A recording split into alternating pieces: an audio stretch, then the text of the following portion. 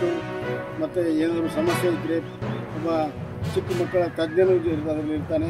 ಅಲ್ಲಿರುವಂಥ ಏನಾದರೂ ಸಂಬಂಧ ಹೇಳಿದ್ದಲ್ಲ, ರಂಧ್ರದಲ್ಲಿರ್ತದೆ, ಗೊತ್ತಾಗೋದಿಲ್ಲ, ಮಕ್ಕಳು ಬೆಳೆಯೋದಿಲ್ಲ, ಅನಾರೋಗ್ಯದಿಂದಿದ್ದಾರೆ, ಬರೀ ಶೀತ ಇರ್ತದೆ, ಅವುಗಳಿಗೆ ಕೂಡಲೇ ಚಿಕಿತ್ಸೆ ಪಡ್ಕೋಬೇಕು, ಪೌಷ್ಟಿಕ ಆಹಾರ ಪಡ್ಕೋಬೇಕು. 6 ತಿಂಗಳಿಗೊಮ್ಮೆ ಟೆಸ್ಟ್ ಮಾಡಬೇಕು ಕಂಪಲ್ಸರಿ ಅಂತ ವೈದ್ಯಾಧಿಕಾರಿಗಳು ಹೇಳಿದ್ರು. ಆ ಪ್ರಕಾರ ಒಳ್ಳೆಯ ಕೆಲಸ ಪ್ರಾರಂಭ ಮಾಡಿದ್ದಾರೆ. ಈಗಾಗಲೇ ಸುಮಾರು 1100 ಮಕ್ಕಳನ್ನು ಹಿರೇಕೆರೂರು ತಾಲೂಕಿನಲ್ಲಿ ತಪಾಸಣೆ ಆಗಿದೆ. ಇದು ಕಂಟಿನ್ಯೂಸ್ ಆಗಿ ನಿರಂತರವಾಗಿ ನಡೀತದೆ. ಆದ್ದರಿಂದ ಸಾರ್ವಜನಿಕರು ಕೂಡ ಆಸಕ್ತಿ ವಹಿಸಬೇಕು. ಆ ಸ್ಕೂಲ್ ಬೋರ್ಡ್ ಇರ್ತದಲ್ಲ, ಸ್ಕೂಲ್ ಡೆವಲಪ್ಮೆಂಟ್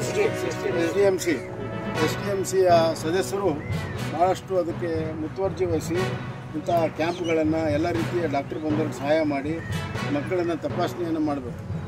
ಮಕ್ಕಳು ನಮ್ಮ ಆಸ್ತಿ, ಮುಂದಿನ ನಮ್ಮ ದೇಶದ ಆಸ್ತಿ.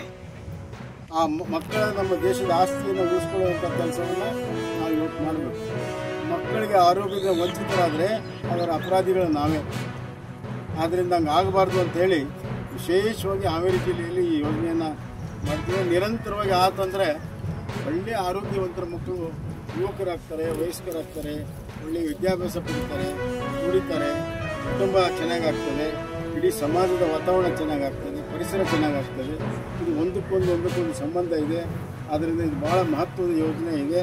ಇದನ್ನು ಅತ್ಯಂತ ಯಶಸ್ವಿ ಮಾಡಬೇಕು ಮತ್ತು ಕೇಂದ್ರ ರಾಜ್ಯ ಸರ್ಕಾರದ ವೈದ್ಯಾಧಿಕಾರಿಗಳು ಇದರಲ್ಲಿ ಭಾಳಷ್ಟು ಆಸಕ್ತಿಯನ್ನು ವಹಿಸಿ ಆಯುಷ್ಮಾನ್ ಯೋಜನೆ ಅತ್ಯಂತ ಯಶಸ್ವಿ ಮಾಡಬೇಕು ಮತ್ತು ಈ ಕಟ್ಟಡದ ಸದುಪಯೋಗವನ್ನು ನಾವೆಲ್ಲರೂ ಮಾಡ್ಕೋಬೇಕೆಂದು ಕಳಕಳಿ ವಿನಂತಿ ಮಾಡಿ ಯಾರು ಕೂಡ ಅದ್ರ ಬಗ್ಗೆ ಮಾತಾಡಬಾರ್ದು ಫರ್ಮಾನ್ ಹೊರಡಿಸಿದ್ದಾರೆ. ಅದಕ್ಕೆ ಯಾವುದೇ ವಿಚಾರವಾಗಿ ನಾವು ಹೇಳಕ್ಕೆ ಚರ್ಚೆ ಮಾಡೋಕ್ಕೆ ತಯಾರಿಲ್ಲ. ಬಿಹಾರ ಎಲೆಕ್ಷನ್ ನಂತರ ಇಷ್ಟೊಂದು ಸಾಧ್ಯತೆ ಇದೆ. 2 ವರ್ಷ ನಂತರ ಮಾಡಬೇಕಂತ ಚರ್ಚೆ ನಡೀತಾ ಇದೆ. ಅಂತಿಮವಾಗಿ ಮುಖ್ಯಮಂತ್ರಿಗಳು ಹಾಗೂ ವರಿಷ್ಠರು ತೀರ್ಮಾನ ತಗೊಳ್ತಾರೆ. ಹೌದು ಸರ್. ನಾನು ನೇರವಾಗಿ ರಾಜಸ್ಥಾನದ ಬಂದೆ, ಅದಕ್ಕೆ ಸ್ಟೇಟ್ಮೆಂಟ್ ನೋಡಿಲ್ಲ.